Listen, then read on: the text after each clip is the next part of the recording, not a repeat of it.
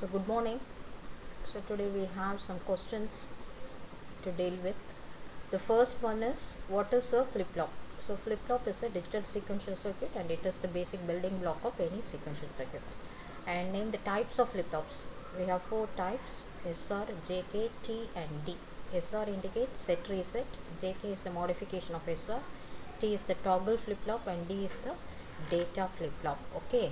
So this is set reset flip-flop and this is the JK is the modification, T flip-flop indicates toggle, D indicates data or delay flip-flop. Okay, so now we see the SR flip-flop. So this is the construction of SR flip-flop. Here we have four NAND gates, G1, G2 and then we have G3 and G4.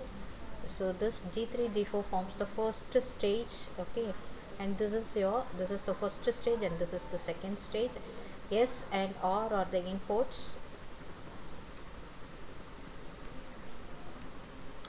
S and R are the, you can see here. So this is S and R, set input, reset input, and Q of T is the present state, Q of T plus 1 is the next state, but here we indicate simply as Q and Q bar. So we should know that Q and Q bar are complement of each other. Q and Q bar are complement. Okay, they are complement of each other. So what is the meaning of that? That means when Q equal to 0, Q bar should be equal to 1. When Q is equal to 1, Q bar must be equal to 0. This is the meaning of it. Okay, right. And this working of this can be understood from the truth table or the characteristics table of SR flip-flop. So truth table or the characteristics table gives output combination, output for the given input combination. So when SR equal to 0, 0, the output Q of T plus 1 is equal to QT, where Q of T plus 1 is next state, Q of T is the present state. So we can say that there is no change in the output condition. 0, 1 as the input means, that means S is equal to 0 or 1. Then Q of T plus 1 is 0, that means reset. When SR is 1, 0, Q of T plus 1 is 1, that means set condition 1, 1. We say that it is indeterminate state. Okay.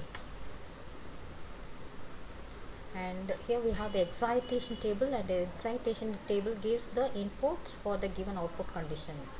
So when it is 0 and 0, that is present state is 0, next state is 0, means we can determine the input condition as 0x. When 0 1 combination prevails for the output, then the input combination is 1 0. When 1 0 is the output, then input combination is 0 1. Then 1 1 as the output combination, then the input can be determined as x0. Okay, so this is the excitation table. And what's the use of excitation table? This would be useful in conversion of flip-flop from one type to the next type. Okay.